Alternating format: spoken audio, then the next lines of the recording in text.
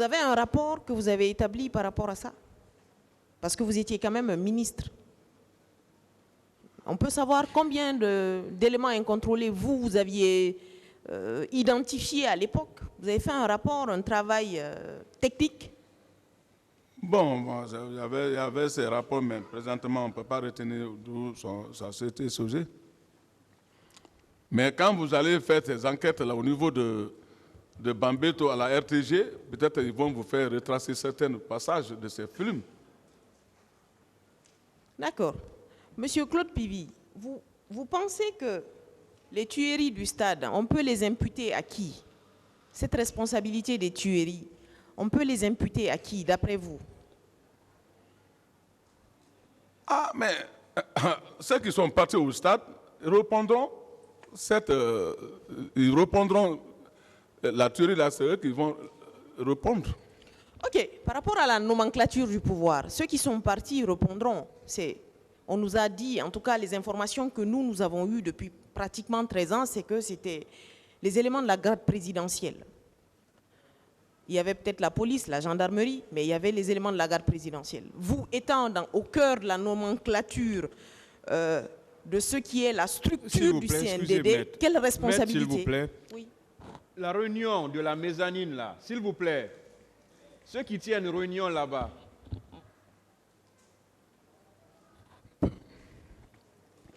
Reprenez la question. Excusez-moi, continuez, maître. Ok, Monsieur le Président. Vous avez dit à ma question tout à l'heure, vous avez répondu que ceux qui sont allés au stade sont ceux qui peuvent porter la responsabilité du massacre. Je vous ai répondu tout de suite en disant que, voilà, ça me permet de mieux poser ma question. Vous étiez ministre chargé de la sécurité présidentielle. La nomenclature du pouvoir du CNDD était que on était à une phase où ce sont la garde présidentielle qui était principalement accusée du massacre au stade. Vous, en tant que ministre chargé de la sécurité présidentielle, quelle responsabilité vous avez là-dedans? Ma responsabilité, c'est ce que j'avais déjà dit. J'ai dit que moi, après mes enquêtes, comme ils ont parlé de certains noms, et ceci-là relève de la garde rapprochée du président, donc je cherchais à mettre main sur eux. À travers ça, peut-être on trouvera des solutions. Oui, on trouvera des solutions. C'est vrai, on est même dans la solution là, certainement. Mais Monsieur Claude Pivy, je reviens encore à ma question. Vous êtes un maillon fort du CNDD. Ou vous étiez un maillon fort du CNDD. Vous étiez ministre chargé de la sécurité présidentielle. Il y a eu un drame le 28 septembre et les jours qui ont suivi. Les informations qui ont filtré nous disent que la garde présidentielle était au stade. Les bérets rouges ont continué leur massacre les jours qui ont suivi. Les arrestations arbitraires, les détentions arbitraires, les viols, esclavage sexuel et tout ce qui s'ensuit. Lorsqu'on prend la nomenclature du fonctionnement du CNDD, quelle est la responsabilité qui peut vous être imputable? En toute objectivité, Monsieur Claude Pivy.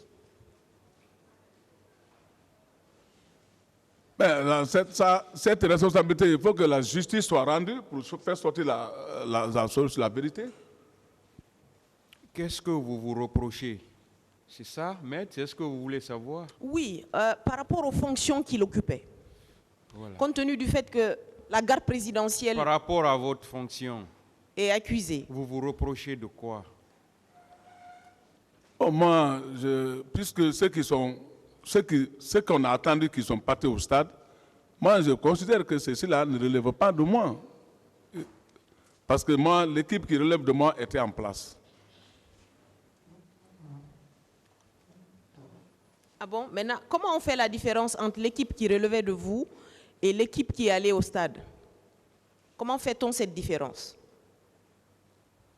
J'ai bien dit que j'avais 3 équipes de section, plus ma garde de 30-30. Les 3, l'artillerie, eux, c'est eux-là qui sont... Il y a une section d'artillerie.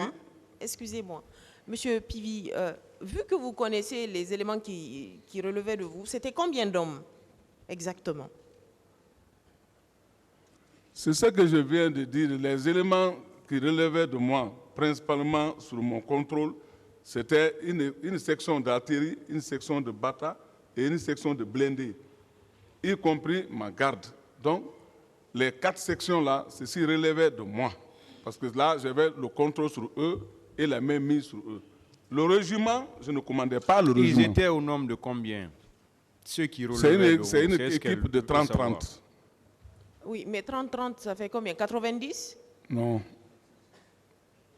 120? 120 éléments. Et ce jour-là, vous saviez exactement où se trouvaient ces 120 éléments, vu qu'ils relevaient de vous? Ils étaient où exactement, ces 120 éléments, le 28 septembre?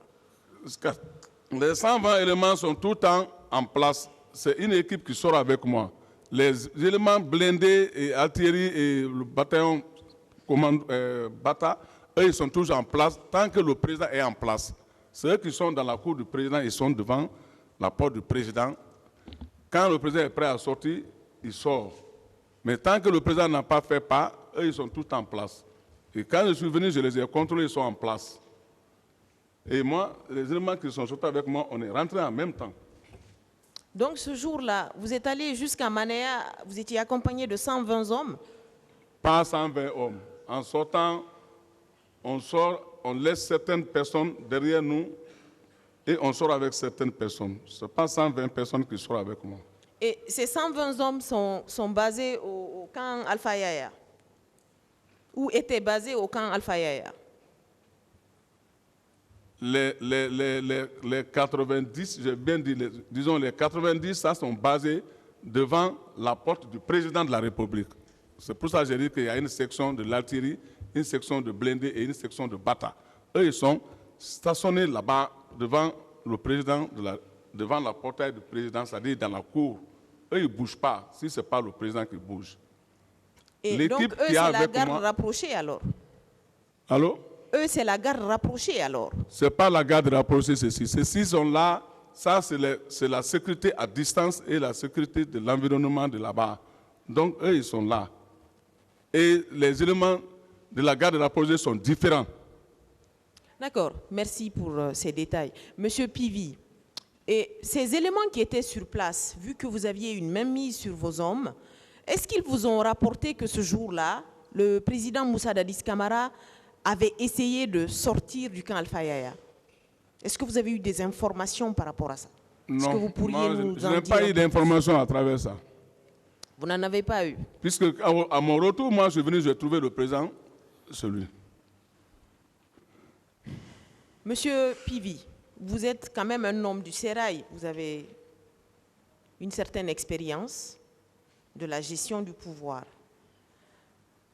En votre âme et conscience, est-ce que le chef de l'État d'alors a une responsabilité dans le drame du 28 septembre?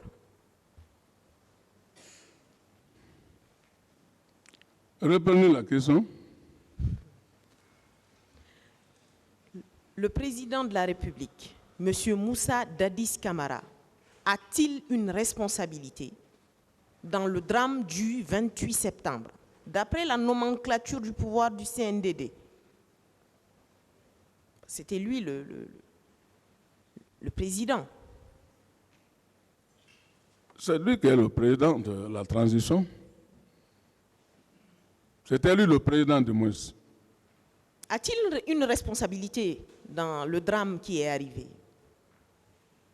La responsabilité? Oui. En a-t-il?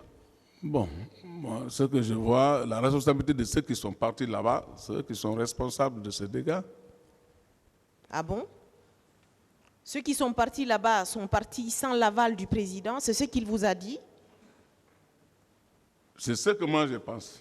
C'est ce que vous pensez. Vous l'avez vérifié en tant que ministre de la sécurité présidentielle. Avez-vous vérifié cette information auprès du président? Mais les leaders même ont parlé ça, même certains ont parlé ça dans les... Non, mais là, il ne s'agit pas des leaders. Est-ce que vous avez vérifié cela? C'est ce qu'elle veut savoir. Si, Vous avez vérifié ce qu'elle vient de dire. vérifiez, reprenez la question. L'information selon laquelle le chef de l'État n'a absolument rien à voir avec les éléments qui sont allés au stade. Est-ce que vous avez vérifié cette information auprès du chef de l'État? Bon, moi, je n'ai pas vérifié cette information. Vous ne l'avez pas vérifié? Ouais. Vous, en tant que ministre chargé de la sécurité présidentielle, vu que vous vous préoccupiez des bandits, vous vous préoccupiez également des hommes incontrôlés, qu'est-ce que vous aviez proposé au président à l'époque? J'avais déjà parlé ça hier. Vous pouvez revenir là-dessus. Entendu les Si vous murmures, voulez, bien quand sûr. je suis quitté dans ma mission, les murmures qui se parlaient dans le camp, je suis retourné pour venir demander au président quels sont les militaires qui sont partis. Paraît-il que les militaires sont partis tirer au camp. Je l'ai bien posé la question. Il m'a dit qu'il n'en sait rien. Et C'est quelle est au l'action deuxième qui a tour, suivi? au deuxième tour, la nuit, quand j'ai regardé à la télévision que je suis revenu, maintenant le dire que, paraît-il que même votre aide de camp, qui est le commandant Toumba et le lieutenant Marcel, les gens ont dit qu'eux, ils étaient au stade. Donc moi, j'ai réfléchi que peut-être leur arrivée au stade qui a mis le trouble. Voilà, la question c'est, vous avez proposé quelque chose au président pour Je arrêter l'ai ces hommes? proposé quelque chose au président en disant, sur ça, je dois mettre aux arrêts votre aide de camp. Mais le président m'a laissé attendre que non, il avait déjà téléphoné à une commission internationale qui doit venir. Donc on va attendre cette commission. Il vous a dit ça quand? Quelques jours après le 28 septembre? Ça, tout ça là, c'est le jour, la nuit. Oui, je vous pose cette question parce que la réalité de l'arrivée de la commission d'enquête C'est la internationale, nuit, elle a pris du temps. la nuit Hein. quand je suis revenu pour le parler, parce que j'étais sur mes nerfs, quand je suis venu la nuit pour le parler, que je dois arrêter son aide de camp, qu'il m'a parlé ça, qu'il a déjà téléphoné. Donc j'ai retourné. Ah bon, il a téléphoné au Conseil de sécurité de l'ONU? Le président de l'époque, il a passé un coup de fil au Conseil de sécurité pour la venue de la mission. Il a fait appel à ce qu'on dit, comment on appelle ça, une commission internationale. Est-ce qu'il vous a dit que cette commission internationale devait avoir l'aval du Conseil de sécurité des Nations Unies? Donc le président était assez informé. Hein? Mais finalement, on a vu la commission là était venue au camp. Oui, elle est venue, mais plusieurs semaines après. Monsieur Pivi, vous êtes au fait quand même de ce qui se passe quand on est devant une justice, quand on a occupé des fonctions. Vous avez, enfin, je ne sais pas si vous avez suivi récemment une récente condamnation d'un monsieur qui était également chef d'un régiment de sécurité présidentielle en Afrique de l'Ouest, quelque part ici. Il a été condamné à 20 ans de prison parce que, tout simplement, il y a plus de 20 ans ou 30 ans, les faits datent de 90, au Burkina Faso précisément, un leader estudiantin a été tué, M. Boukari Dabo. Ce chef militaire, il était le commandant du régiment de sécurité présidentielle. Comme vous, ministre de la sécurité présidentielle. Qu'est-ce que vous pensez de cela? Que plus de 20 ans après, on condamne des gens qui ont occupé de hautes fonctions, même s'ils n'étaient pas directement impliqués. Qu'est-ce que vous en pensez? Moi, en plus, bien sûr que j'étais le ministre, mais mes unités auxquelles moi je commandais, elles étaient à part. Je ne commandais pas le régiment. D'accord.